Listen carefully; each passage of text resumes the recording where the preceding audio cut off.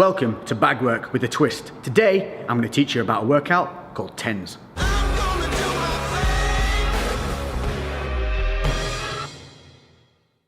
So what's up guys, and welcome to something a little bit different, and this is a heavy bag reps workout. Now what do I mean by that? What I mean is you don't need a timer. This is all about the number of punches you're going to be putting in. So this is basically something that's going to help you build that motor pathway to your punches. It's going to help you learn, but also it's going to be a good cardio workout, it's going to be a good muscular workout, and it's going to help you push those mental boundaries. So without further ado, let's get on and look at what we're doing today. First things first, equipment that you're going to need. Some simple gloves, 12 ounces to 16 will protect your hands enough for this. Most gyms will have them for you to borrow, so don't be afraid to ask. If not, you can get any old relatively inexpensive ones. I've got these Venoms, I think they're called the Venom Elite or something like that. I'll link them in the description below, simple Amazon buy, so check these out, I could recommend them. Number two is footwear. Make sure that you have something on your feet that's going to give you the support that you need. You do not want to be wearing running trainers. If that's all you've got, do it barefoot. That's absolutely fine, but if you want to invest in something cheap and cheerful, which I've used and has lasted me a long time, some of these bad boys. So these are some relatively inexpensive Lonsdale boots. Again, I'll link them in the description. They cost around £30–35. The last pair I had lasted me literally 3 to 4 years. I can't remember what, because I had them that bloody long. So this is specifically a heavy bag routine, and I'm going to show you why. This may look like a relatively heavy bag, but if we give it a little shot, you can see how much movement there is in that bag. Now, because we're going to be doing punching in numbers, we need something that's going to offer some resistance. Enter Big Red. If we hit Big Red, it doesn't go anywhere, and that's exactly what we want. We want our punches to be landing nice and solidly and transferring all our energy into the bag. If the bag swings or moves or is too thin and we miss, that's when we risk hurting ourselves. So the workout itself, it's called TENS. What does that mean?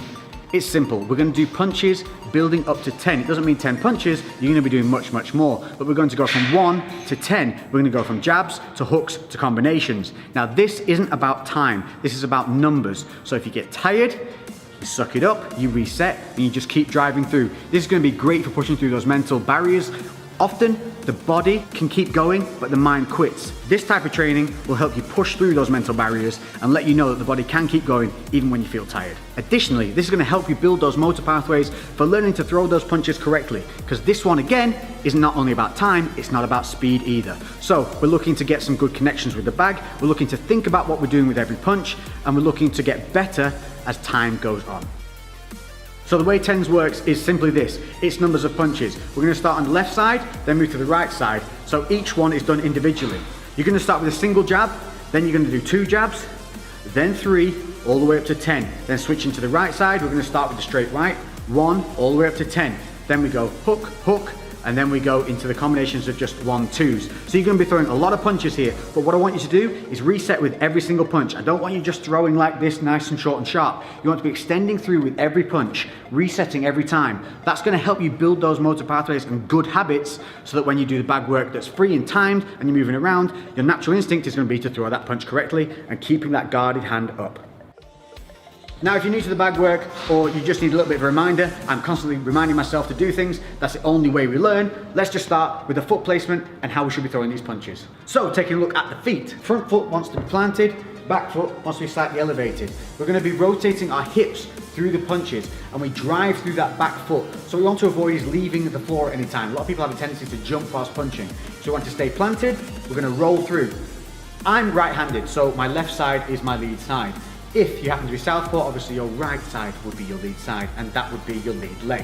But for me, left leg is the lead leg. From here, I'm going to keep my hands up high, keeping my guard. And you can see my left shoulder is further forward than my right shoulder. So we're not standing square on. From here, what we're going to do is we're going to throw the punch out. We're going to roll the hips through. We're going to keep this right hand up, and then we're going to return back in a straight line to the chin. These are the mechanics that we want to start building in and making a good habit. So I'm making sure that I maintain my distance, because at this point I'm probably a little bit tired. So just making sure that distance stays and I'm not stepping too close. At any point, if you do step in too close, just reset and stand back out. It should go something like this. 1, 2.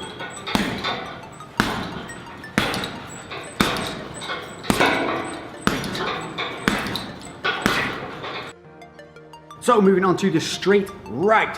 This is a much bigger shot. So it's going to travel more distance, it's going to be a little bit slower. So again, don't try and go too quickly. We're going to keep that left side forward, not standing too square. we're gonna keep the left guard up this time, and we're gonna roll through with that big right punch, and then bring it back to the chin. So like I said, this is going to be slower, it has to travel further. I really want to roll my hips through, driving off that back leg. So, the right one, keeping that distance, making sure that you've got that range coming through, bang, bringing that left hand up to guard. So as you come through, get in the habit of just popping that left hand up.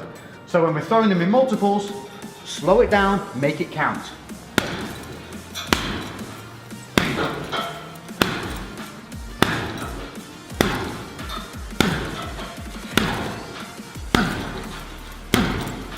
And you can see how I'm not throwing that too quickly, I'm resetting, I'm thinking about my foot position. If I lose foot position or I wobble off, don't worry about it. Just reset and start again. Hooks.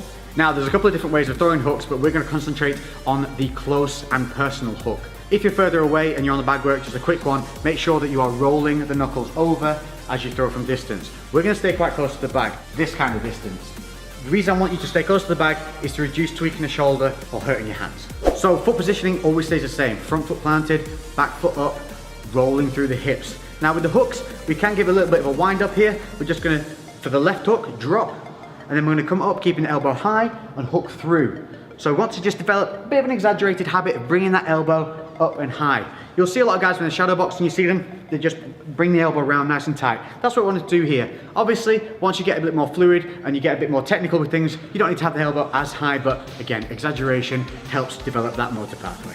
With the hook, I also want you to stay at head height. What a lot of people do here is they have the habit of hitting at around about the neck, because it's just a little bit lazy. As you get tired, the hands will drop. So try and focus on a point on the bag that is head height. From there, you're just going to roll in, boom, hit that punch. As soon as it lands, you're going to bring it back to the chin. And remember, we want to whip through with the hips. So give it a real nice little and spin on that back foot, really drive through, push the hips all the way around. Again, slow it down, make them singular punches, resetting defenses each time.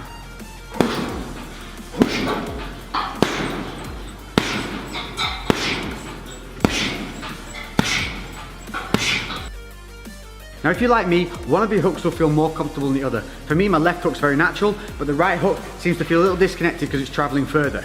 With the left hook, I tend to turn my hand over and really bring it in. With the right, I tend to like to punch up close with the hand like this rather than this. So I'll come in with the right hook like so. For me, it just connects better and it feels more natural. But if keeping the hand turned over feels good to you, that's gonna help you keep the elbow up. So whichever way you do it, just think about remembering to keep that elbow nice and high, keeping the other side guarded, as always, to keep the elbow nice and high. Noticing as I throw the right, the left comes up to guard that counter punch side.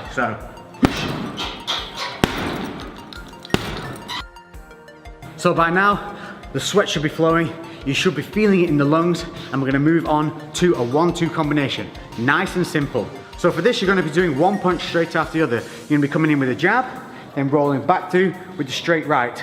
So you'll have seen this often, a lot of people do it on pads and with the mitts, but what we don't want to start doing is those habits of bringing the hands down and rolling them under, or starting to stunt our punches. So again, slow it down, really reach, pop, pop, reset, pop, pop, reset. Now we're going to be going 1-2 counts as 1 rep. To stop with confusion of the numbers, simply count your right punch. So with every 1-2, this is going to count as 1, so it'll be 1, 2, 1, 2, 3, 4, 5, 3. Make sense? It looks something like this. Always keep the hands up as well. As you get tired, your hands are going to want to drop. So don't let that happen. So here we go. 1, 2, 3. Always counting that right hand. So now when I get to 4, it's actually 8 punches. I'm only going to count the right. 1, 2, 3, 4. So by the time you get up to 10, you're actually going to be doing 20 punches. So there you have a nice variable that is an untimed, great workout using the heavy bag that's going to help you build that motor pathway. It's going to seriously work the muscles of the triceps, the back, the core. Make sure that you're driving through your legs. Make sure that guard stays up. Don't let the hands drop. Break those mental boundaries.